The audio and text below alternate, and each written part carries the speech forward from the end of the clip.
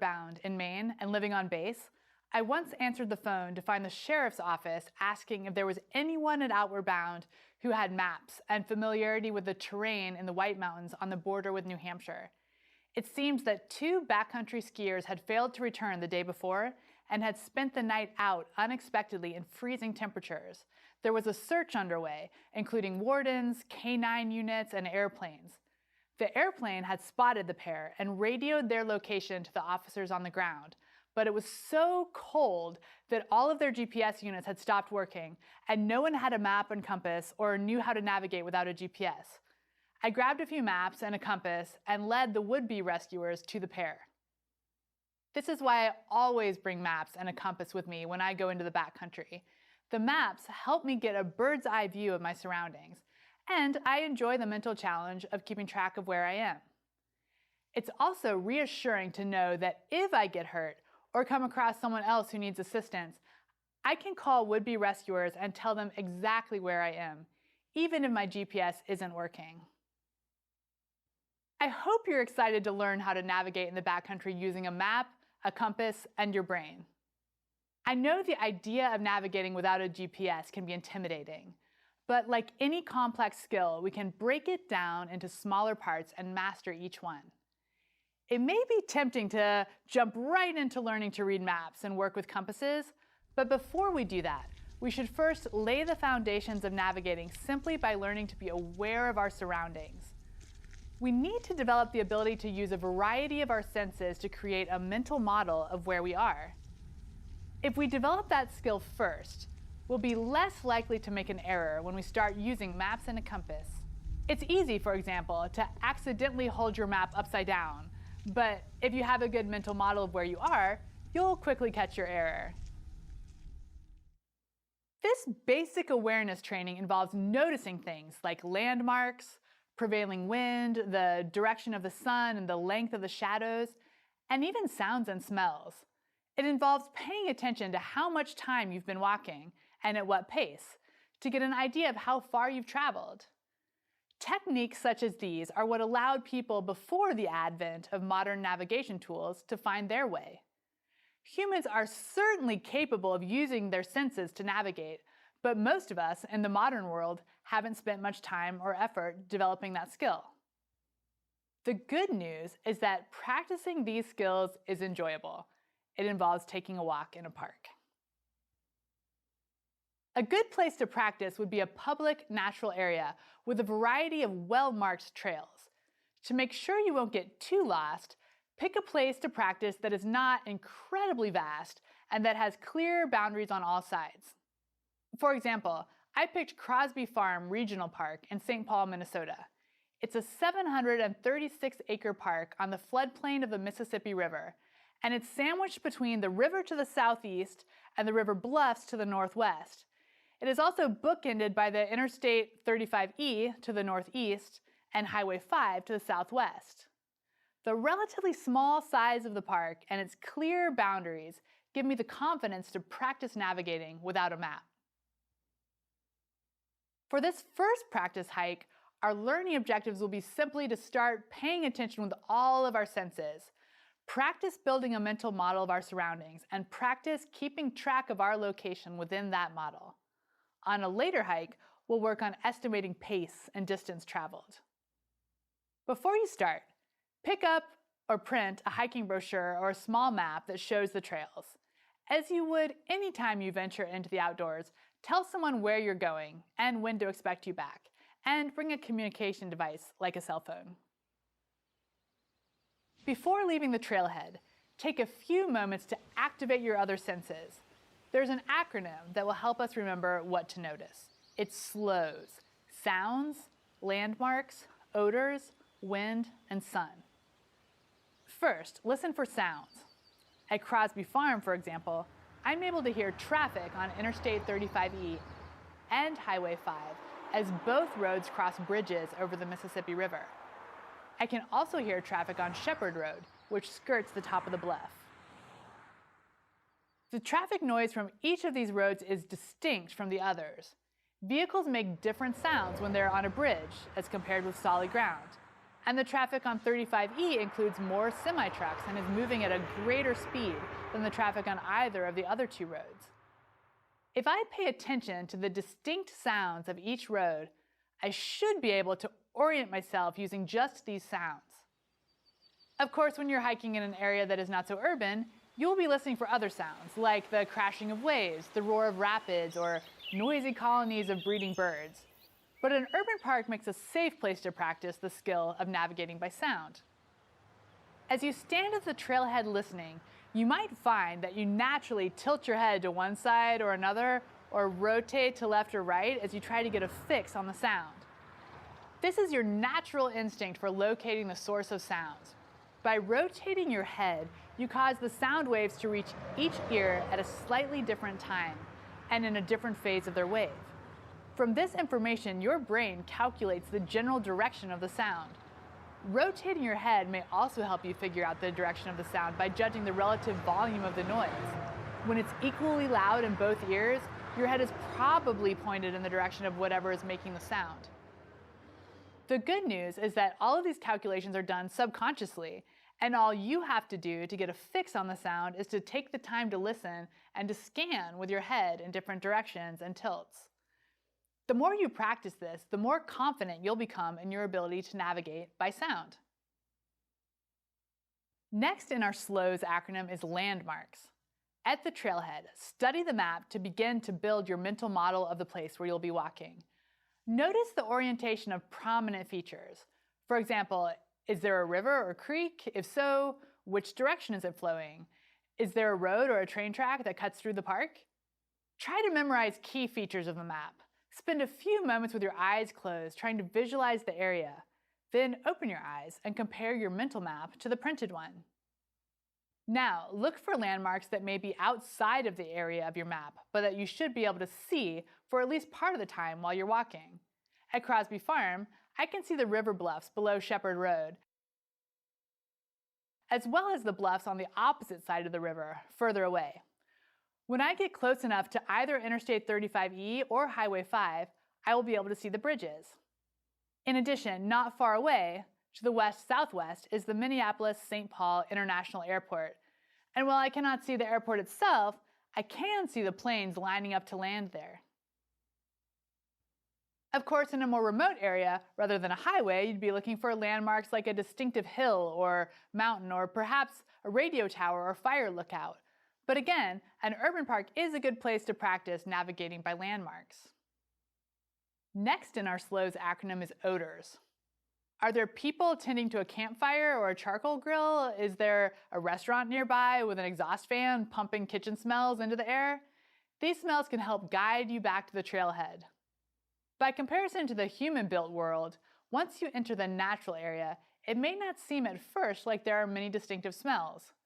Certainly there are fewer smells that punch you in the nose like a hot dog cart or kettle corn booth, but once you start paying attention to smells, more and more of them will enter your consciousness. For example, a pine grove smells way different from a sage thicket, and once you come to know these scents, you'll be able to follow them just like you can follow the scent of kettle corn directly to the vendor.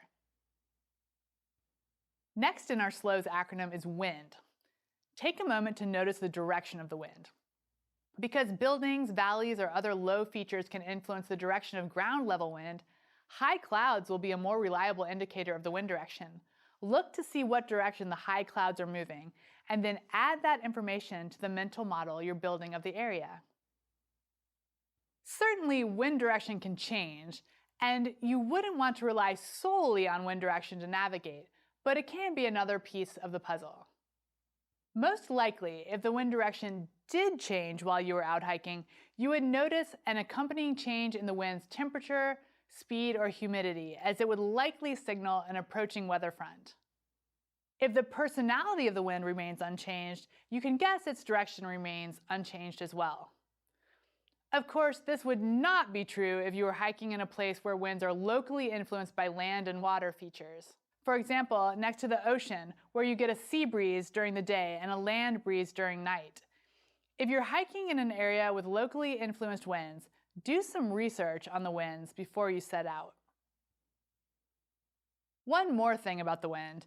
If the area where you're hiking has prevailing winds that are almost always out of the same direction and that blow regularly with force, you might be able to use the effects of the wind on vegetation as yet another piece in your navigation puzzle.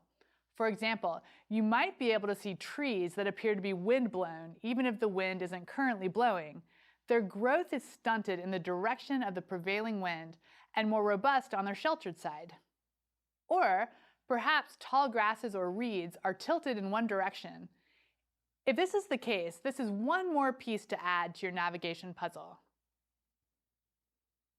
The final letter in our SLOWS acronym is S, for sun.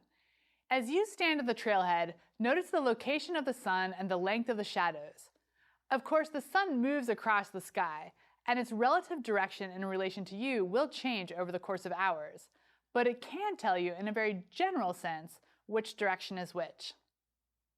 In the northern hemisphere, around noon, the sun will be generally south, with shadows being their shortest. As it moves towards setting in a more westerly direction, shadows get longer. There are tables that show, for each latitude, the sun's direction at a given time of day on a particular date. For the typical backcountry traveler, however, calculating the position of the sun to this level of detail is neither practical nor fun. For most of us, it's sufficient to simply note the position of the sun, recognize that it'll move in an arc across the sky, and add this information to our mental model. Even without a table showing us the sun's exact position, noticing where it is generally can help us avoid walking 180 degrees in the wrong direction. Now you're ready to begin your hike and start practicing navigation using your senses and your general awareness of the land around you. If needed, take one more look at your map and then put it in your pocket and begin walking. I should clarify that as a general rule, I advocate for always having your map out while you're hiking so you can reference it continually. The goal of this particular exercise, however, is to start to develop our less dominant senses and our ability to create a mental map. So this time only, I'm advocating putting the map away. This is why we've chosen a relatively small park with clear borders, so we can't get too lost as we practice this new skill. Now, I should also say, if you're like I am, there might be many reasons you like walking. Perhaps you sometimes walk at a brisk pace for exercise, or at other times walk to mull over a big decision or reflect on a stressful day, or use a walk with a friend as a way to catch up on news. This particular walk, however, has a specific purpose to practice awareness and navigating using your senses. This may mean that you need to walk more slowly than you might otherwise, force your attention to stay present, and avoid engaging conversations. Okay, begin walking along the trail. Note anything unusual: an oddly shaped rock, a strangely bent tree, an unusually strong odor, the sound of a creek tumbling over a steep drop, and add that landmark to your mental map. Every few moments, stop and look behind you at the trail you just walked. Renowned navigator Harold Gatty, in his book, Finding Your Way Without Map or Compass, calls this technique maintaining the thread, in reference to the Greek myth of Theseus, who trailed thread behind him as he entered the maze to slay the Minotaur, so he would be able to find his way back out again. A trail can look very different on the return trip, and so it is smart to look backwards occasionally so you can recognize features or back marks when you're retracing your steps. As you walk, visualize your mental model and you moving through it. Constantly update your mental model using all of the data available to your senses. Can you still see your landmarks? Have you been walking in a constant direction, judging by the sun and the prevailing winds? Or has the trail been arcing to one direction or bending back on itself? Can you still hear your reference sounds? You may need to stop walking and rescan to get a fix on your reference sounds or to discover new sounds. None of these data points on its own should be relied upon to give you a solid idea of where you are. Rather, each is another piece in the puzzle. What you're hoping for is a consensus of all your available information. If you come to a trail junction or another obvious feature that will show up on your paper map, stop. This is a good opportunity to check how accurately you're navigating by your senses. Visualize your mental model and place yourself in it. Confer with your SLOWS, sounds, landmarks, odors, wind, and sun. And now point both to the direction you think is north and to the direction of the trailhead. Estimate how far you are from certain features and in which direction they lie. Then pull out your paper map for a cross-reference. Hopefully, your location in your mental model agrees with the paper map. But if it doesn't, that's okay. We're out here to learn, and this is good feedback. Take a moment to reflect on where you went wrong. Don't get frustrated if you get a bit turned around when you're first trying this skill. In our modern society, we don't get many opportunities to develop and refine our abilities to navigate using our senses. The good news is that you can only improve with practice, and the practice itself is fun. It's great exercise to go for a walk outside, and you'll likely enjoy the walk in a unique way as you hone your powers of observation. Eventually, begin to retrace your steps back towards the parking lot. See if you can follow the thread by recognizing the back marks you noticed when you stopped to look behind you on the hike in. If you've been hiking for more than an hour, try to notice the changing location of the sun and the changing lengths of the shadows. See if you can anticipate your arrival at the parking lot before you're able to see it by noticing any sounds or smells. When you get back to the parking lot, congratulate yourself on taking the first step towards effective navigation, developing an awareness of your surroundings, and beginning to use more of your senses to tell you where you are. A piece of the puzzle we haven't yet addressed is estimating distance traveled. Of course, we can always use a GPS, including the one built into our phones or watches, to get a very accurate measurement. However, as I mentioned before, there are good reasons to learn to navigate without a GPS. They can fail to work properly when you need them. Without them, you tend to be more aware and can build a better mental model of your surroundings, and sometimes you just don't have your GPS with you and you need to calculate distance. Today we're going to learn 2 ways to calculate distance: counting paces and measuring elapsed time. Bjorn Killstrom provides a thorough description of both methods in his book, Be Expert with Map and Compass. If you're calculating distances in miles rather than kilometers, counting paces is the easiest method to remember, as our mile is based on 1,000 paces for the average Roman soldier. That is why it's called a mile. It comes from Latin mille, meaning 1,000. As an aside, this may be one of the very few cases where calculating anything is easier in the imperial system, so relish this. If you're using the metric system and want to count paces to determine distance, each kilometer is 625 paces, again, of the average Roman soldier. The actual distance may vary for you. A pace is defined as 2 steps, a right and a left. To measure distances using paces, count every time you plant your right foot. To help you keep track, consider placing 10 small pebbles in one pocket and moving 1 pebble to the other pocket each time you reach 100 paces. When all 10 pebbles have moved to the other pocket, you've walked about 1 mile. It's basically a very primitive pedometer. Of course, your pace may be slightly different than that of the Roman soldier.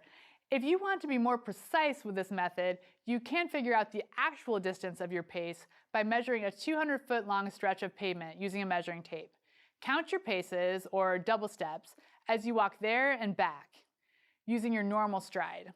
Divide the distance walked, which is 400 feet, by the number of paces. If you took 80 steps, your pace is 5 feet. If you needed 90 steps to cover the distance, your pace is 4.4 feet. If your pace is that length, you should add 2 more pebbles to your pocket, as you'll need 1,188 paces to make 1 mile. The other method involves measuring elapsed time and knowing about how quickly you walk in a given type of terrain. To begin to get a feel for your normal hiking speed, each time you go out for a hike, take note of the time you leave the trailhead and the time you reach a known location on the map, such as a trail junction or a campsite. Calculate the distance you've traveled on the map and then divide it by the time it took you to get there. Obviously, your speed will differ depending on numerous factors, including possibly the ruggedness or steepness of the trail, the altitude, the weight of your pack, the heat, and the number of people in your group. Eventually, you'll have a good idea of how quickly you hike in different conditions. For example, on a flat surface like a boardwalk, I typically walk about 4 miles per hour, or 15 minutes per mile. On a well-maintained and mostly flat trail through the woods, without wearing a heavy pack, I typically walk about 3 miles per hour, or 20 minutes per mile. With a heavy pack, I tend to walk about 2 miles per hour, or 30 minutes per mile. And if the trail is very steep, I usually need to add about 50 minutes to the total trip time for every 1,000 feet of elevation gained. To get the most accurate results with this method of estimating distance covered, I suggest making multiple checks as you begin any new hike so you can get a feel for how quickly you're hiking on that particular day on that particular stretch of trail. Before starting out, look at your map or at a sign at the trailhead that lists distances to different points. Pick a few stretches of trail between known points and make a mental note to look at your watch as you start and finish that section of trail.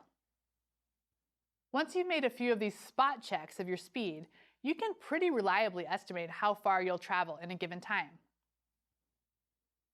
Of these two methods of estimating distance, I typically use the elapsed time method.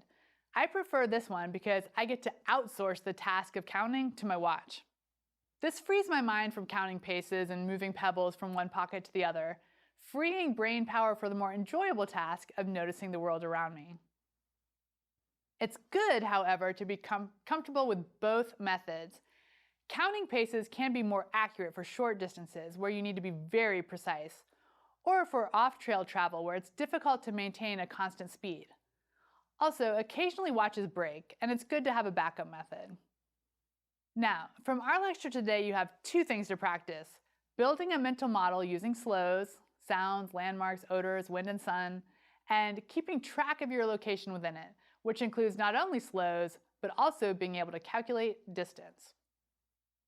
When I taught you these skills, I separated out estimating distance and taught it on its own. When we become expert navigators, we're doing all of these things at the same time. But when we're just learning, trying to either count paces or figure out our speed interferes with our ability to be keenly aware of our surroundings. For the beginner, there are just too many things to be keeping track of in slows to add in counting paces or trying to hike at a steady pace. Okay, for your homework, and in this case, I hope you'll agree that the homework is fun, get out walking in nature. For any given hike, pick one of the two objectives to practice, either general awareness and navigating using the senses, or what I've been calling slows, or estimating distance. I think that you'll be surprised by how keen your senses can become when you pay attention to them. As you become more and more attuned to your surroundings, you'll begin to feel more and more at home in nature and more confident in your ability to go where you want to go. It'll be just like that assured feeling you get when you know your way around a city and can drive where you want to go without using your GPS. In our next lesson, we'll learn to read maps and begin to learn how to use a compass. The foundation we've laid in this lesson will make map reading and compass use less intimidating and will provide a safety net for us to catch any errors we might make with our map reading and compass use. Now, go enjoy the outdoors.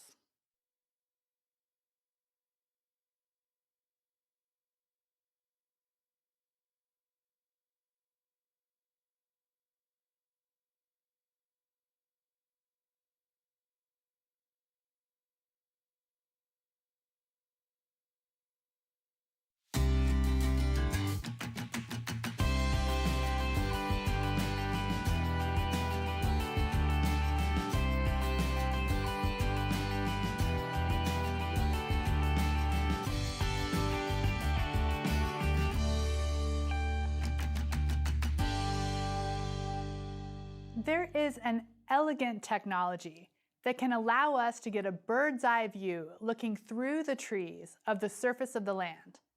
It can allow us to plan, plot, and record our trips in remote areas and can keep us from getting lost.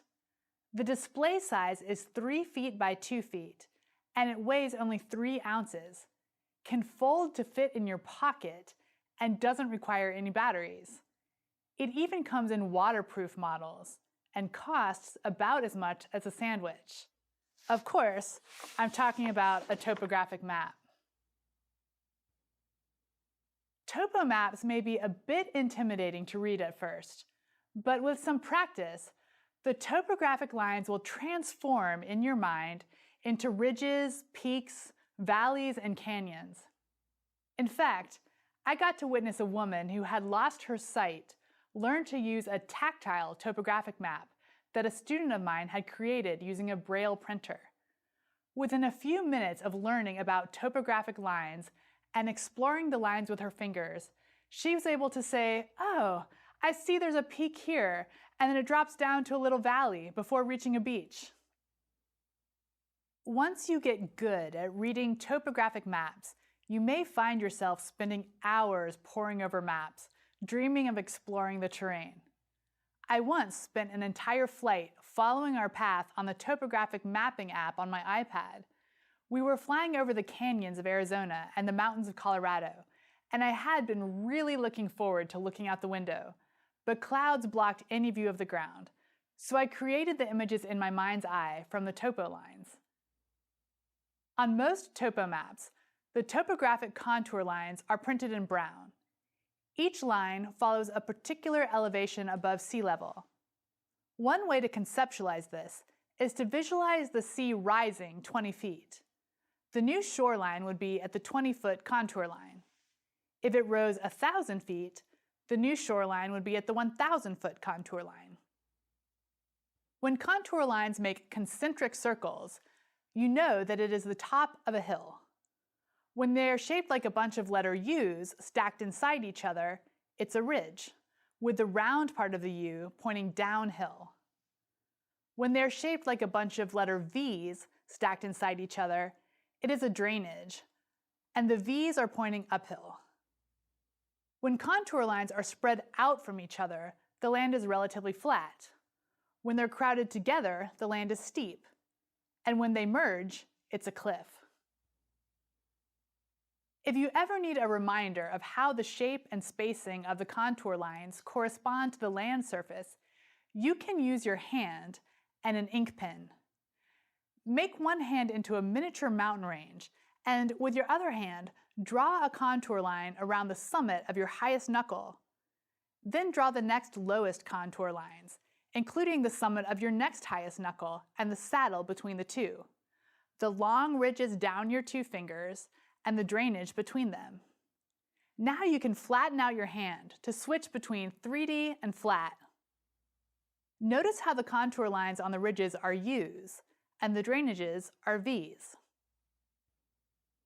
Now that you know how to read contour lines, here's a test. Visualize this mountain as a silhouette. Did the picture in your head look like this? How about this one? I'll give you a few more seconds. How did you do? And one more, just for practice. What silhouette do you visualize? Is it this? Those were pretty easy. Here is a much more complicated test, an actual topographical map of Mount Katahdin in Maine, the northern terminus of the Appalachian Trail. It may at first seem impossible to look at this mess of lines and visualize the land, but you have the skills to do it. On this map, every fifth contour line is in bold print. These are called index lines and are labeled with the elevation. The green represents forest, the blue represents water, and the black dashed lines are trails. When you first look at the map, you notice that there are very steep slopes on the south and east sides of the massif, and more gradual slopes on the west and north sides. When you look for the peak, you realize there's not just one peak, but 7. The two Howe Peaks, Hamlin Peak, Baxter Peak, South Peak, Chimney Peak, and Pomola Peak. The elevation of each peak is within a few hundred feet of the others, and they're all connected by relatively flat ridges. So if you were to be looking at the mountain from the west, at a distance, you would see a mountain with gradual slopes up to a wide and relatively flat top. But if you were to look at the mountain from the east, you would see a dramatic cliff creating a cirque, flanked by gently sloping ridges on each side. If you hiked the Appalachian Trail to the summit, you would start out hiking gradually uphill through the forest. You'd cross over Katahdin Stream, follow the stream for a bit through a steep-sided ravine, before climbing out of the ravine onto a broad ridge. As the trail nears the tree line, the slope steepens until the trail pops up onto the knob called the gateway. The trail then continues up the treeless ridge to the relatively flat plateau called the tableland. As the trail starts its gentle climb up the tableland towards Baxter Peak, it first skirts along the edge of the tableland, with a steep slope starting just off to the right of the trail. It then cuts through the middle of these flats, further from the edge. As the trail climbs the final 400 vertical feet to Baxter Peak, it again skirts the steep slope on the right. After taking in the view from Baxter Peak, if you continued to South Peak, the trail would be relatively flat, descending only about 60 vertical feet before climbing 40. But it would be far from boring. The mountain falls away dramatically on both sides of the trail. In fact, the slope on the northern side of the trail is so steep that the map makers didn't have room to draw all the contour lines, so they left some of them out. If you look closely here, you'll see there are only 2 contour lines between the 2 index lines instead of the normal 4. This is, for all practical purposes, a cliff. As you continue down the ridge from the South Peak, the trail drops momentarily just below the ridge, off to the right, before popping back up onto the ridge known as the knife edge. You can see from the contour lines that it is long, narrow, and relatively flat until you get to Chimney Peak, after which it drops steeply down into a narrow saddle before climbing up to Pomola Peak. From Pomola Peak, you have your choice of trails down. The trail that heads east along the Keep Ridge has a relatively gentle gradient the entire way. The trail that heads north towards Chimney Pond starts out relatively gradual, but then drops 600 vertical feet over a very short distance. If you have bad knees, you might prefer the more gradual descent of the Keep Ridge. Now that you know how to read contour lines on a topographic map, you're ready to pick out a map for an adventure.